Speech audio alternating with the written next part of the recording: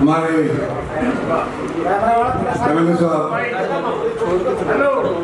सतप्रकाश जी, हमारी भूतपूर्व एमएलए साहिबा विमला जी, हमारे चेयरमैन साहब भूतपूर्व जिला परिषद के अभय सिंह जी, सम्मानित मंच, यहाँ सीई सिकंदरपुर, RWAs और पता नहीं दूर दराज से कितने गांव के लोग यहाँ पर सरदारी के तौर के ऊपर उपस्थित हुए हैं,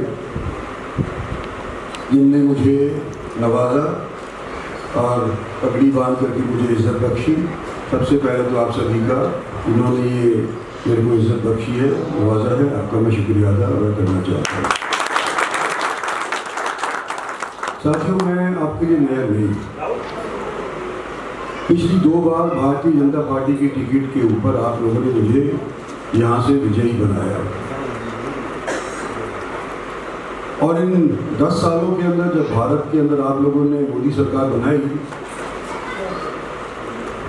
तो जो ज्योग्राफिकल हरियाणा का ही क्या था, देश का जो ज्योग्राफिकल सीन है वही बदल गया।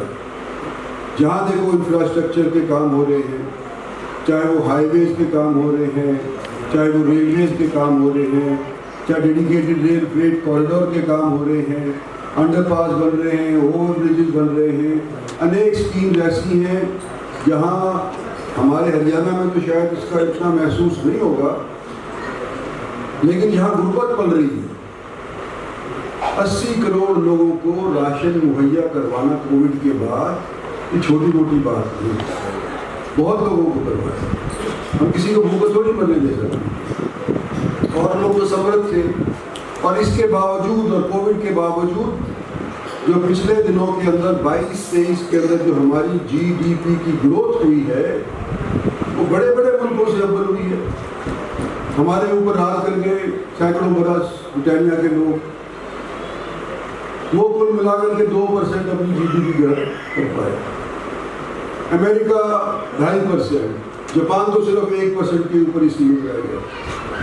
हम और आप और देश की जनता सब ने मिलकर के भारत को पिछले साल 22-23 के अंदर 6.5% के ऊपर बढ़त की है।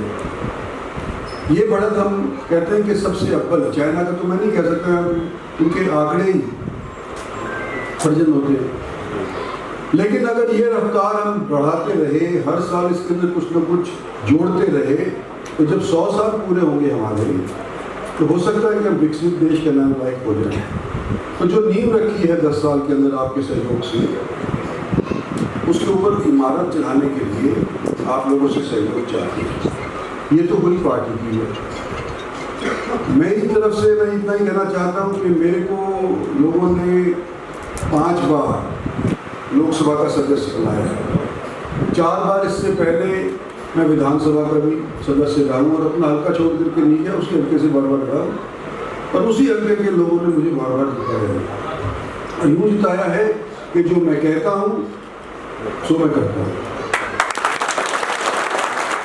आज आपको मैं कह रहा हूँ कि जो ताकत आपसे मुझे हासिल होगी वो अपने निजी स्वार्थ के लिए इस्तेमाल नहीं करूँगा, बल्कि इलाके की तरक्की के लिए इस्तेमाल करूँगा। ये मेरा वायदा है आपसे।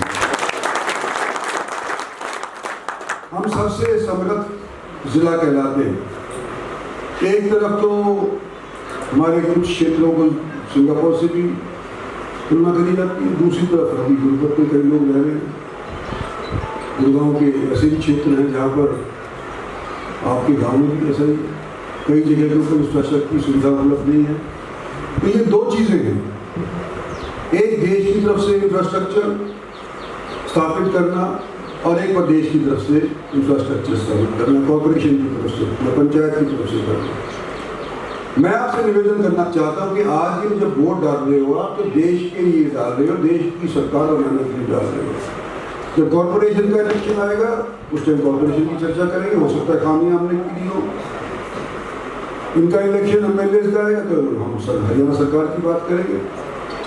लेकिन इन दोनों को जोड़ करके खिचड़ी ना बनाई जाए, आपसे मेरा ये निवेदन है। आज आपके पास जब मैं आया हूँ तो एक गांव में तो पहुंच गया, हो सकता है 10 गांव में मैं नहीं पहुंच पाऊँ। क्योंकि सबसे बड़ा हल्का हमारा है, 25 लाख से अधिक वोट हमारी है। हरियाणा के अंदर ही नहीं, मेरे ख्याल से सारे नॉर्थ इंडिया के अंदर सबसे बड़ा हल्का हमारा है।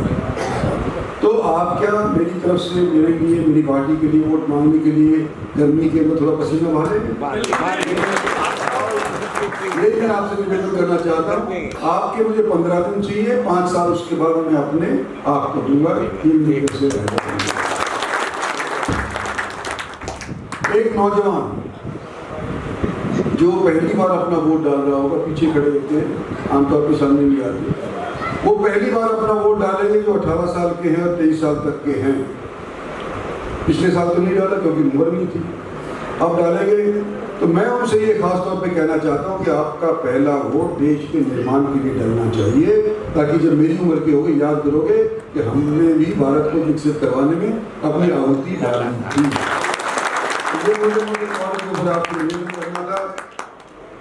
आपसे फिर मुलाकात होगी। आज मैं चाहता हूँ कि आप मुझे इजाज़त दें। धन्यवाद।